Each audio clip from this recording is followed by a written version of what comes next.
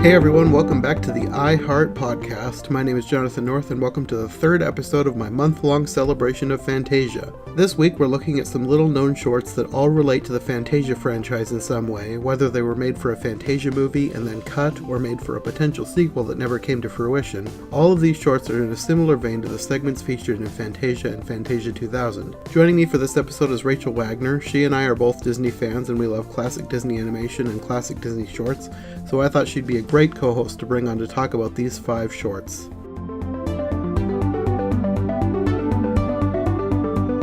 So, to start with, why don't you just tell me a little bit about your thoughts about Fantasia and Fantasia 2000? Okay. Yeah, so Fantasia, I think, is one of the great Disney films. I absolutely love each of the segments. I like how they each tell a different story, and I like how it's a full and complete concert experience. If you were going to go to the symphony, if you were going to go to an orchestra, you would have a similar sort of tones and feels and ebbs, and I mean, it really combines the best of art and the best of music into a complete experience, and it's completely unique. There's no other. I don't even think Fantasia 2000 is quite like it, but I guess there's basically no film quite like it. And I just think it's a very, very special movie. Yeah, I really like all of the segments. And I've liked it ever since I was little. Even as a little girl, I went to see it at a special theater here in Salt Lake. They had in one of the re-releases, and I really enjoyed it. And so I really love original Fantasia. Fantasia 2000, I appreciate kind of the attempt, and I think that it has some interesting stuff, but I really, really dislike the celebrity introductions. I think it cheapens the whole experience and takes away kind of the whole idea of it being a concert experience. It being, I just really dislike all the terrible puns, and it really makes a big difference to me on the quality of the experience. Yeah. Also, I do wish that they had stuck with hand-drawn or 2D, I should say, animation as opposed to using the computer animation, because it wasn't quite ready, I don't think, for some of the stuff they were trying to do, which makes it feel a little dated to me, whereas the other one is just timeless. Like, for instance, I think the whales look really not great. And if it wasn't for that sort of CG, if it was a 2D animation, it would look a million times better, in my opinion. And there's a couple of the one with the soldier. I don't think the CG animation looks that great. It was just a weird time in 1999 for CG animation. And I think it would be much better. I think that the one with the ride, not Ride of Spring, but with the fairy, Firebird Suite? Firebird, yeah, that's right, Firebird. That one is probably, I think, the one that holds up the best. Yeah. I mean, I also think it's sort of weird having the one with Donald, because they use, I don't know the name of the song. Pomp and Circumstance, yeah. Yeah, it's sort of weird. It's sort of distracting because that music is so, to me at least, so associated with graduation that it's a little distracting, I think. Yeah, some of the music choices are a little strange, I think, in it, but it's cute enough. I do like when Donald sees the ducks, like regular ducks. That's pretty meta, and that's pretty fun. It's not awful. I don't hate it. I just think it's a far cry from the original in the experience, in the terrible introductions, in the music choices, and in the use of the computer graphics. Just make it way less timeless, in my opinion. So I love the original.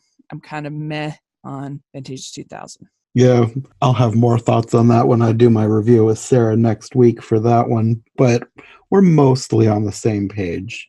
I feel very similar to how you feel on most of that stuff.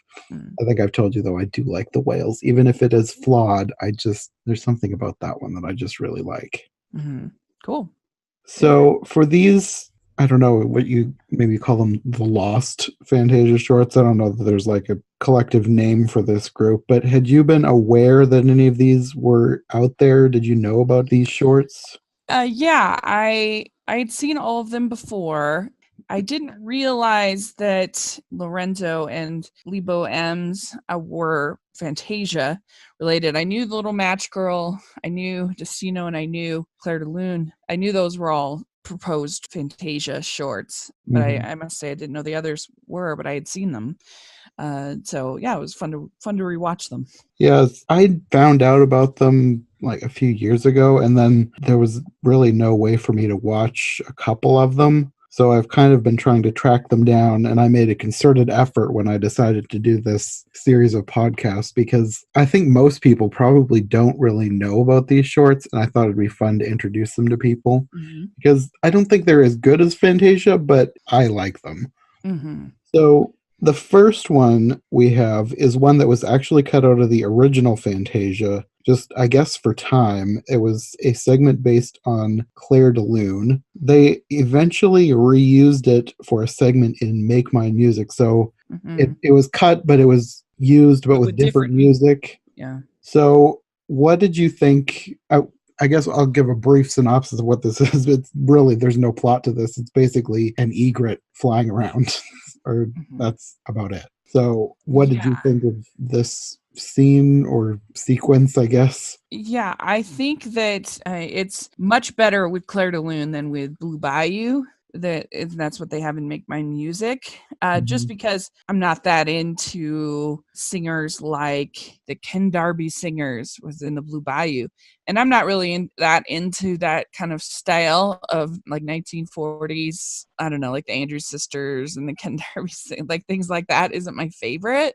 Mhm. So I just prefer the classical music personally. But it's not like a huge deal. It's a really pretty, pleasant little short, relaxing. You just see some nature and some pretty animation. So yeah, I enjoy it. Yeah, I really liked the animation. It felt similar to the original Fantasia, but to me, it had not quite, but almost a Bambi vibe because of I can just see that. the nature aspects of the animation, the paintings, and everything. And Yeah, I I can like see it the kind of music. being like drip drip drop little April showers, kind Yeah, of in that vein. it would fit in there. But Yeah. overall, I feel like if they're going to cut something out of Fantasia, I'm glad they cut this one because even though it was beautiful and the music was great, it was still kind of boring to me. Hmm. Just nothing happened. There's just the egret flying around.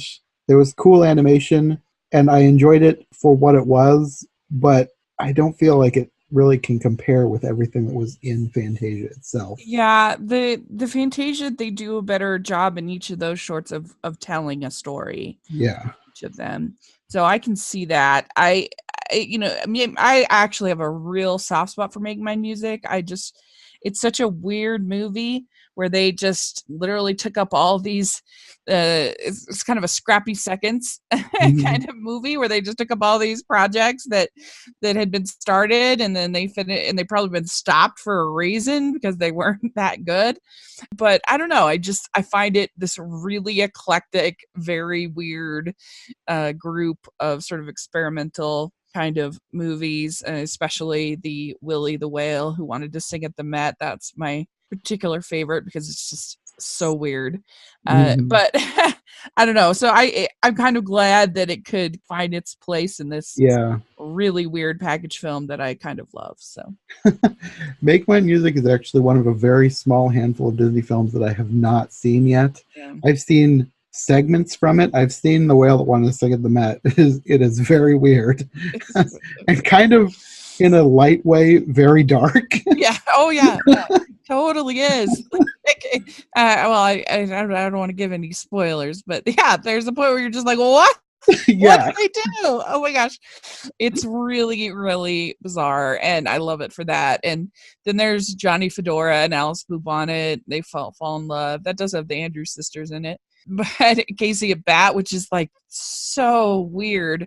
It's basically just about this really, really horrible person. Like He's the worst. And I don't know. It's a really eclectic experimental thing, which Disney doesn't do experimental that much. And so I just kind of appreciate it for that reason. So Yeah. it's one, if people ask me what's an underrated Disney film, I almost always go with Make My Music, because I just think it's a fun little entry. Blue Bayou is just kind of a classy entry in this weird movie. So I'm glad it kind of got saved for Make My Music.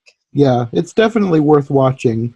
It's just, compared to the rest of Fantasia, I did find it a little bit boring. But yeah, that's like fair. I said, it was still beautiful. It's also not that long. Yeah. So it kind of, I feel like the other ones in Fantasia, I don't know as a fact, but I feel like they're a little bit longer and more, there's just like more gravitas. So I think it turned out for the best. It's good in Make My Music. It would have been one of the weaker ones in Fantasia for sure. Yeah.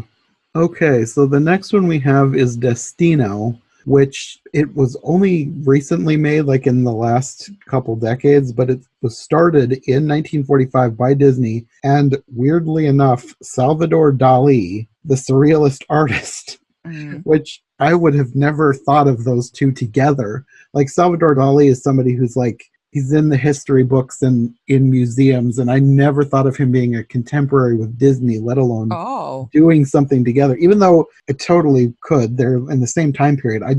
My mind never thought of those two worlds colliding.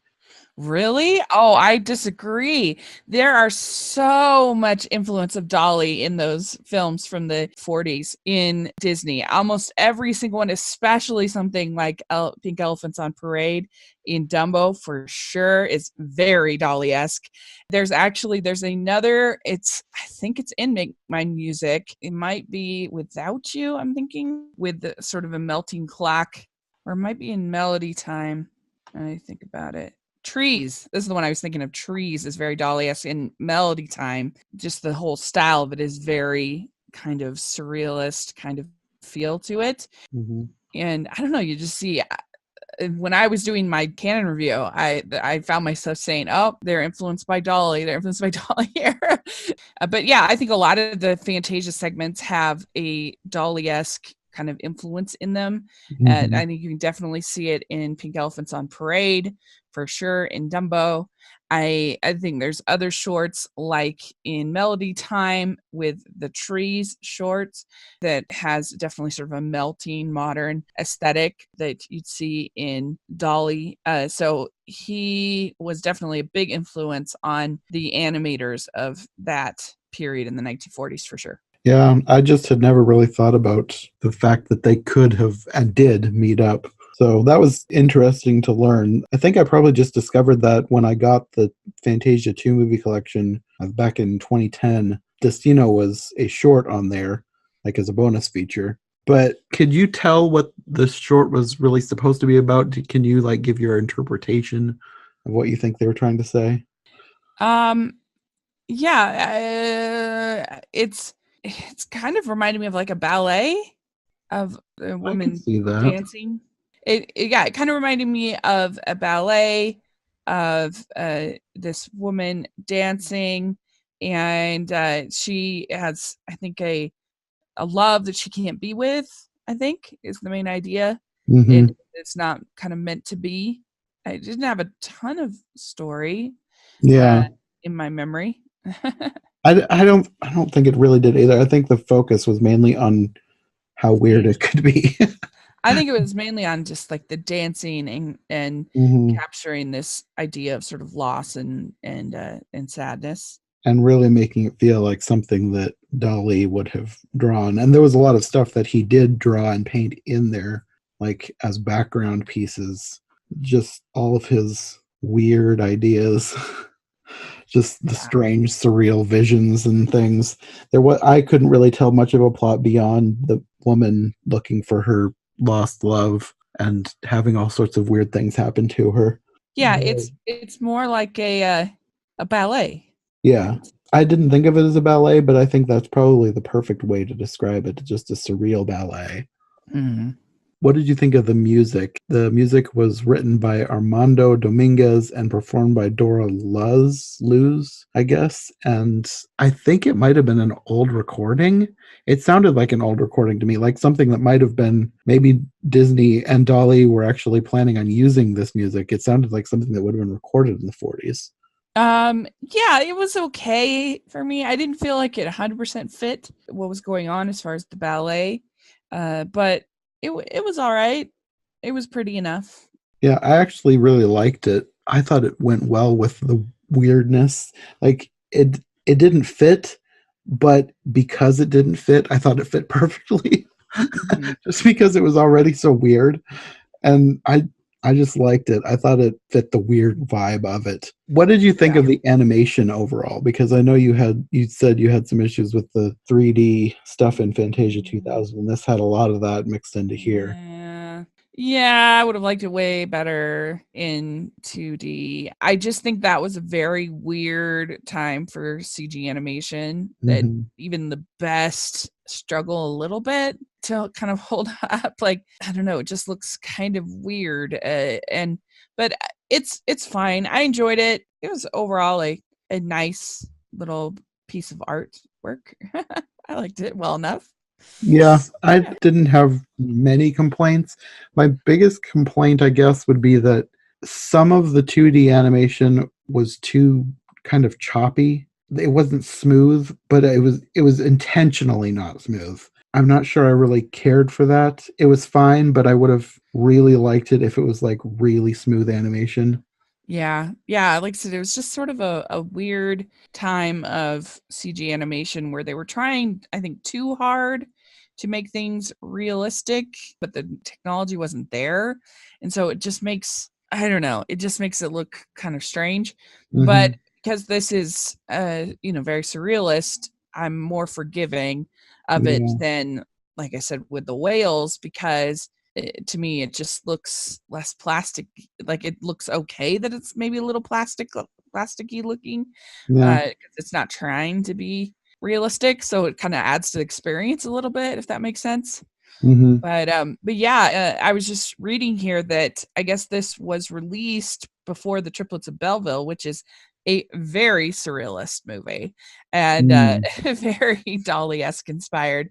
So I think that's kind of interesting. I don't know how the makers of that little indie were able to get that from Disney, but that's kind of interesting. Yeah, that is interesting. Yeah. But I feel like that's a weird movie, so it kind of fits. Yeah, no, that's what I'm saying. Perfect fits. It really does. Perfect. So yeah, it's saying Justina was released theatrically in a very limited release with the animated film The Triplets of Belleville. So Interesting. cool. Yeah. So yeah, I think it's a fun one. It's cool that Roy Disney found it. Yes. Yeah, we're actually getting onto some more of those. He found some other ones. He must have found like a collection of unfinished shorts and decided some of them could be projects for the future. And that's such a cool idea. And I'm sure there's so many other projects that are just lying around the proverbial Disney vault. Yeah. I wish someone would just find and work on, because there was so many things that Walt Disney had planned or had drawn things for, or just that time period. I'm sure there's so many abandoned concepts that would make really good shorts or even maybe features. I've read about some that's just like, oh, I want that to be a thing. Yeah, and Roy, he was somebody who was really good about trying to save the legacy of some of these projects, and also trying to steer the company, trying to steer it in a direction where it was more in line with what he thought at least Walt would have liked, particularly in the in the 80s, kind of trying to dig out of that mess that they were in. Him and Michael Eisner were trying to dig everything out of sort of the relative mess that Ron Miller left everything in. And so it's an interesting situation. So he had these Save Disney kind of campaigns that he would do, and to try to get kind of back to where they once were, which I appreciate. Fantasia 2000 was a big project for him, and one that he really believed in. So yeah, I'm still holding on to a sliver of hope that they will make another one someday. I think with Disney Plus, it's actually Yeah, probably pretty likely. I wouldn't be surprised at all now with Disney Plus. that would be such a perfect project for them to do for Disney Plus. Yeah, I wouldn't be surprised a bit, especially with the Spark shorts coming from Yeah. Pixar for the Walt Disney Animation Studios team to do a similar sort of project, but make it kind of a Fantasia theme. I could totally see it happening for sure. Yeah, I would love that. Yeah, it would be really cool. I know a lot of people are just like, oh, Disney's taking over everything, and there's a place for that conversation. But I do think Disney Plus is going to maybe give the opportunity for us to get more of these sort of small projects that maybe might have been harder before because of theatrical releases and things like that. So Yeah, definitely. Well, like I was talking about a minute ago with abandoned projects, from what I've read about the proposed second Fantasia sequel, I think they were calling it Fantasia 2006 before it was canceled.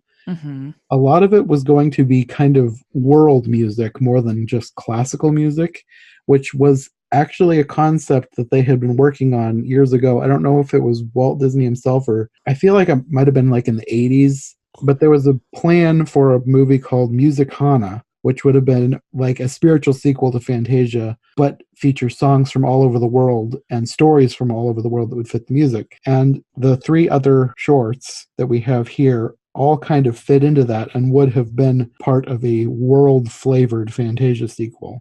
So the first one we have is One by One, which would have been an African theme. The music is also the song One by One by Lebo M, who did the Circle of Life for Lion King. The music was actually cut from the original Lion King, and I think they put it into the stage musical eventually, but they still made a short around it, and I guess they've released it as a bonus feature on like the Lion King 2 Simba's Pride, I think. But other than that, I don't think it's been released anywhere.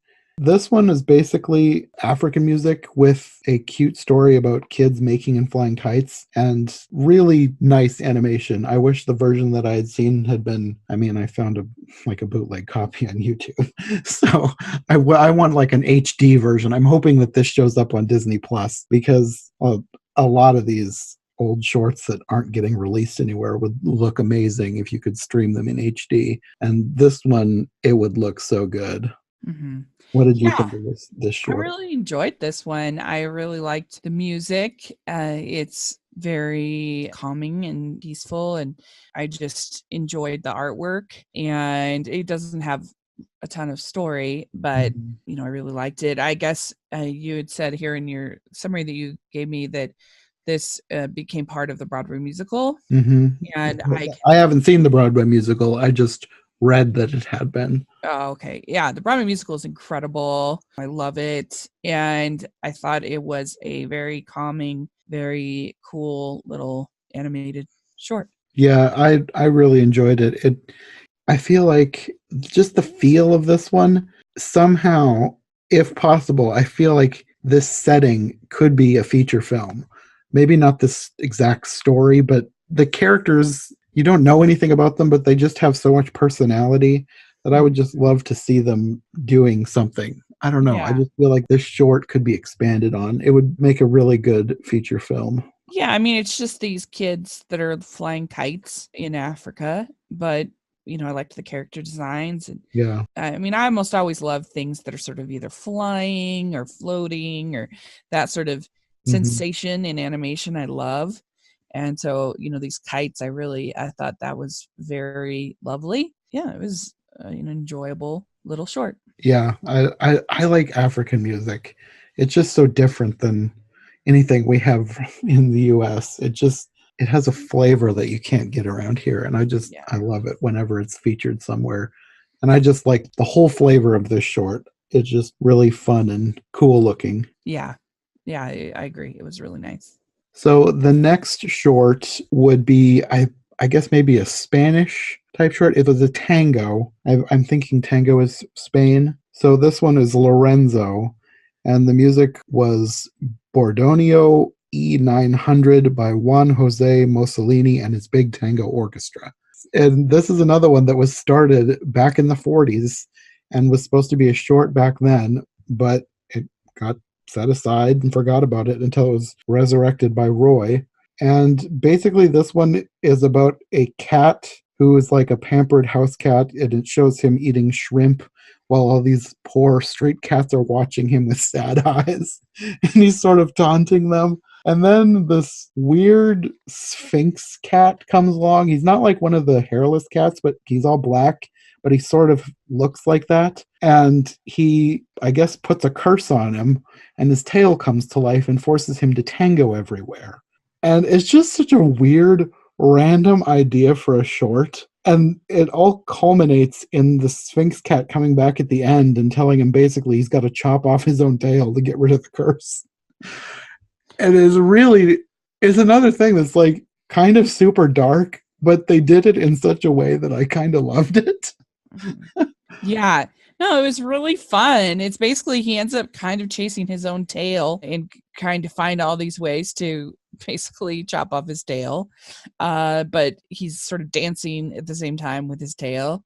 And yeah, I mean, this is charming. I didn't really take it as that dark. I guess maybe, I don't know. It's just fun. And yeah, the very creative ways that they sort of anthropomorphized his tail was a lot of fun. I guess to me, the dark thing is the fact that he has to basically chop off part of his own body.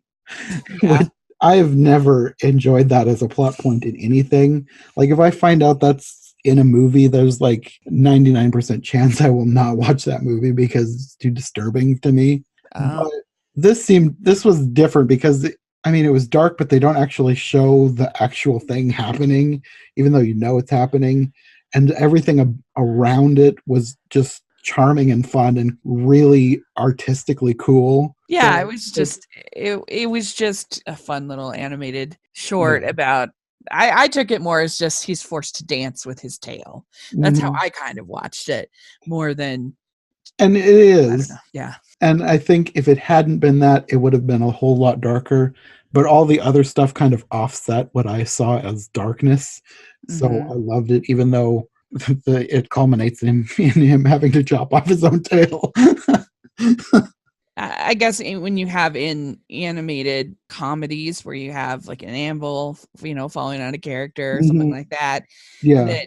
Or them getting electrocuted or something like that, like it's just different than if it was live action and you're actually like it's just more fun, more silly. But I really enjoyed this one. I loved all the way that he used sort of the color and texture and the lighting and all that stuff was sort of brought in. I thought worked really well. Yeah. And the way it kind of felt like a chalk drawing too. Yeah. And I thought that it was just fun to see all the different ways that they anthropomorphized the tail was really fun.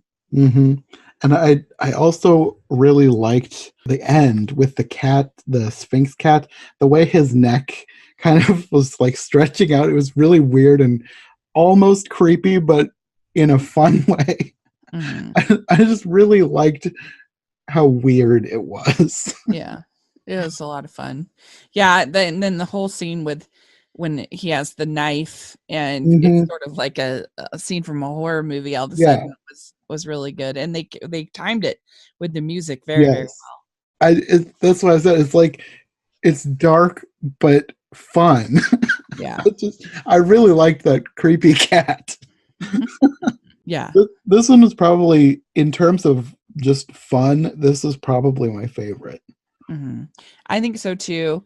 And I guess this was the first music the director, he said in the shorts compilation, he said that he bought a ton of tango CDs and this was the first song that he listened to, and that was the one that he ended up using. And it's actually from Argentina.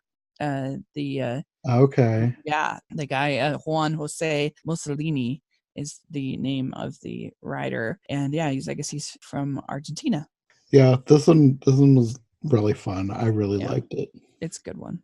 And then from really fun, we go to really depressing. But I mean, some people don't find this one depressing. I don't know why, but The Little Match Girl. Yeah. So this is one, I'd heard the title of this, but I don't think I knew what the story was until I watched this short. And I watched this one because it was released as a bonus feature on The Little Mermaid like years ago. So that's Uh-huh. when I first saw it. And I don't think I knew what I was expecting to watch when I watched this short. uh, Basically, this little girl is homeless and she freezes to death. Yeah. It's like, I mean, the animation is beautiful. It's really moving. You see all these, like, I don't know if it's supposed to be flashbacks or her imagination of a better life, but it's all her hallucinations as she's dying. Mhm. And this, Yeah, I it's mean, so I don't bad. know. I think there's a difference between something being sad and being depressing. To me, like this is there's classic part of literature is the sort of beautiful tragedy. Like tragedies are Mhm. part of important part of literature, This would fit and in that. yeah, and I thought it, even though it is sad, I didn't think it was without hope. And I think that that's when something, to me at least, gets depressing. I guess I that's kind of true because I guess it's sort of implied that she goes to heaven in the end, Yeah, but she still freezes to death.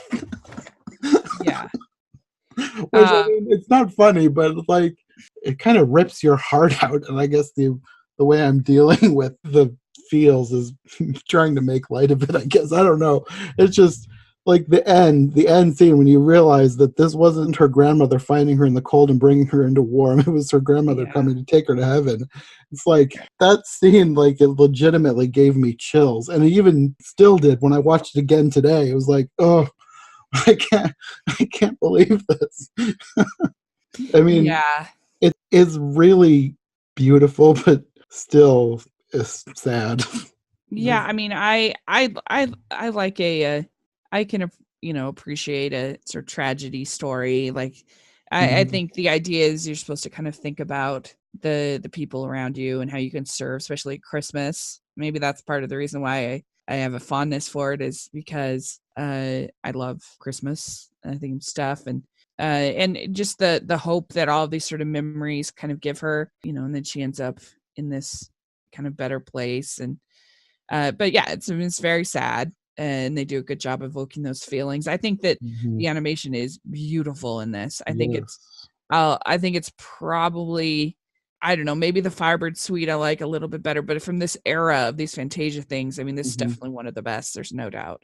Yeah, the animation is like the best of that, like right on the edge of end of the Renaissance, beginning of the post-Renaissance era. It's like this is like some of the best that they put out in that time. The animation in this was beautiful. Mhm. Well, and Disney did have a long history for a long time of these sort of deeper, helping kids sort of learn about loss and grief and Mhm. these things. And I do appreciate when that they do that. But yeah, I it's an interesting little feature from Disney. So Yeah, I think it would probably help if I'd have maybe known what was gonna happen the first time I watched it. oh, Like, really? if I'd have known that this was like a tragedy instead of, "Oh, look, she's getting pulled out of the worm." "Oh, what? She's dead?" Oh, yeah. I see. I knew it from the original story, so that's probably what helped. Yeah, probably. Yeah, this one is really beautiful, but I think it would help to have some forewarning when you're watching it that this is not gonna give you happy feels at the end. Yeah, that's fair. But yeah, overall, even though it was really sad, I did enjoy this one, but not because I thought it was fun like the previous one. It Yeah. was just it was enjoyable for the animation and the music, just being a beautiful short, but it's not one that I would watch all the time. No, I mean, I think it would work. Actually, I think if you watched all of these ones that we're talking about, it would be kind of a, because when you're crafting an anthology, you want Mhm. all different tones and feels, and you don't want them to all just be the same.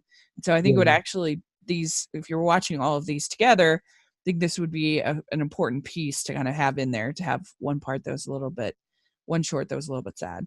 Mhm. Yeah, I because I was thinking about that with putting this podcast episode together because I felt like these 5 shorts really feel like something that could work as a whole in the same way that the package films back in the day felt, or even Fantasia. I mean, this isn't quite as cohesive as Fantasia, but I feel like it's as cohesive or even more cohesive than Fantasia 2000, because Fantasia 2000, like you said, with the intros really felt kind of chopped up and disjointed at times. But like these, if you just put them together, I feel like they work really well as one solid viewing experience.